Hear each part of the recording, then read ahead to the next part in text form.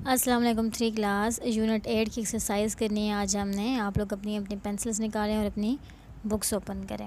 Unit 8 electricity, इसकी आज हम एक्सरसाइज करते हैं। तो सबसे पहले हमारे पास MCQs। तो पहला MCQ क्या है कि in order for a current to flow through a circuit it must be, यानी इसका मतलब क्या है कि सर्किट में करंट फ़्लो करने के लिए उस सर्किट को क्या होना चाहिए, कंप्लीट, इनकम्प्लीट, सिंपल या इलेक्ट्रिक।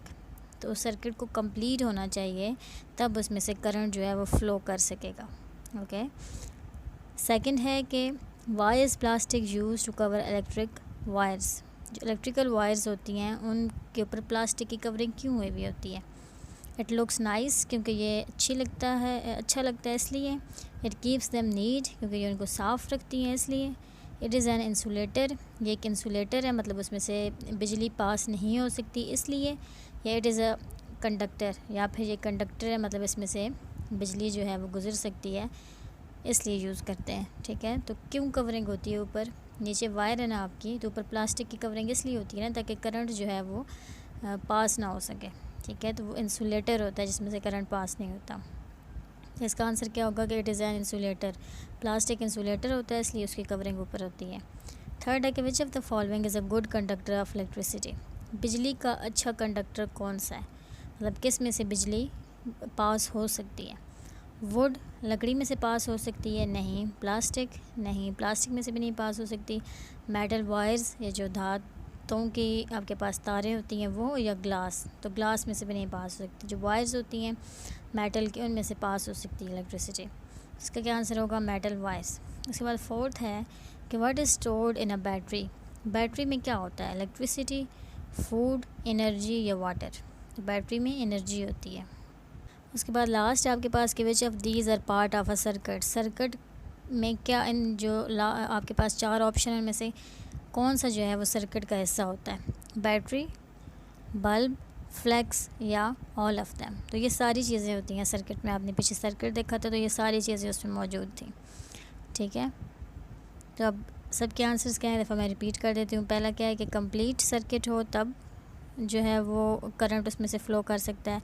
उसके बाद दूसरा क्या है, इट इज़ एन इंसुलेटर, मतलब प्लास्टिक इंसुलेटर होता है, इस वजह से उसकी कवरिंग होती है। उसके बाद थर्ड है कि मेटल वायर्स जो हैं वो आपके पास कंडक्टर होती हैं।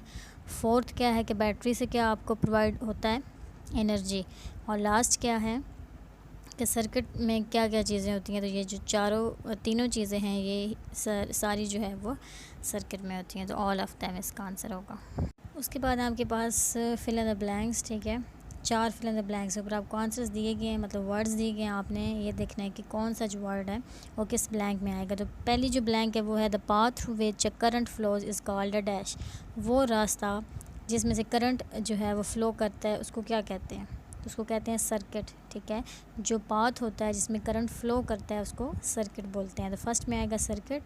Second, a dash circuit is needed for an electric current to flow. एक इलेक्ट्रिक करंट को फ्लो करने के लिए किस किस्म का सर्किट होना चाहिए, उसका क्या आंसर होगा, कंप्लीट सर्किट होना चाहिए। ठीक है, तो सेकंड में आएगा कंप्लीट।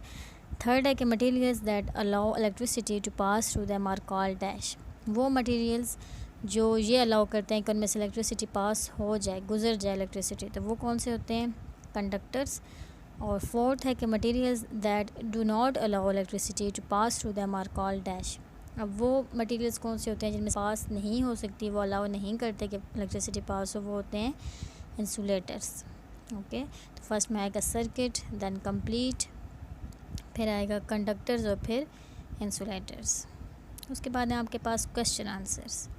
पहला क्वेश्चन है what does the word circuit mean, कि सर्किट का क्या मतलब है। ठीक है, जो लफ्ज़ है सर्किट उसका क्या मतलब है। तो इसका आंसर क्या है कि circuit is the path along which electric current flows.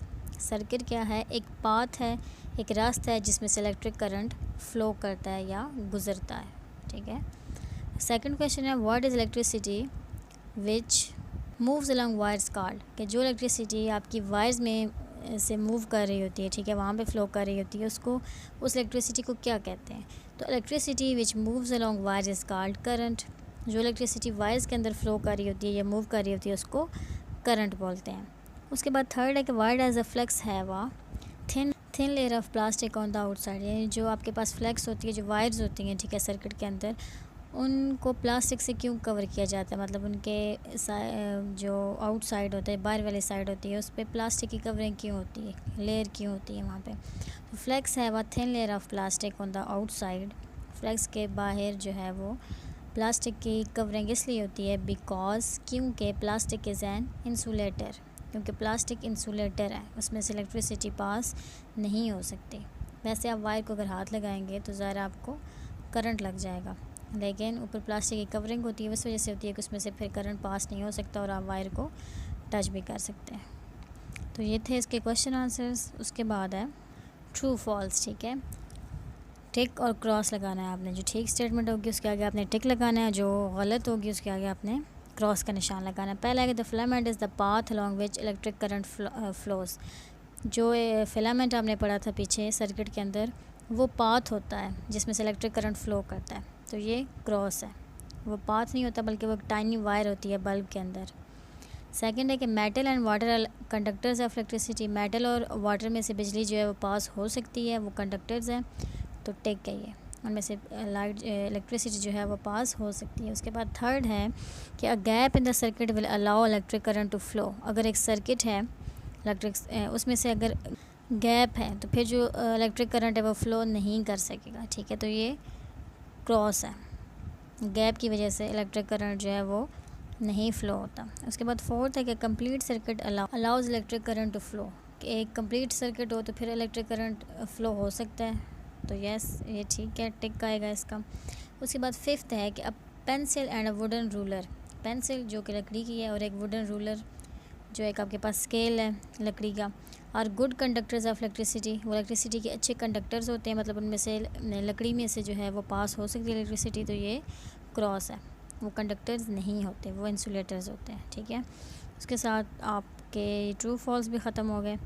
उसके बाद नीचे एक क्वेश्चन है फाइंड आउट विच आइटम्स इन जो क्लासरूम यूज़ इलेक्ट्रिसिटी, क्लासरूम के अंदर कौन कौन सी चीज़ें हैं जो बिजली इस्तेमाल करती हैं, ये अब आपने ख़ुद जो है वो सोचना है, ठीक है, असाइनमेंट समझ लें आप इसको अपने। उसके बाद सेकंड है कि which items in your house use batteries, दूसरा आपने क्या करना है क्वेश्चन जो आपने ख़ुद अपने तौर पे समझना है, ऑब्ज़र्व करना है कि बैटरीज हमारे घरों में कौन कौन सी ऐसी चीज़ें होती हैं जिनमें बैटरी यूज़ होती है, ठीक है। तो उसके साथ ही आपका ये चैप्टर कंप्लीट हो गया, आपका ना सिर्फ चैप्टर कंप्लीट हो गया 8th बल्कि आपका सेकंड पीरियोडिक भी कंप्लीट हो गया, ठीक है, 8 यूनिट तक था आपका।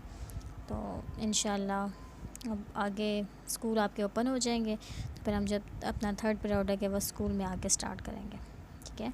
इस पीरियोडिक को आपने अपनी नोटबुक्स पे कॉपी भी करना है और इनको याद भी करना है। अल्लाह हाफिज़।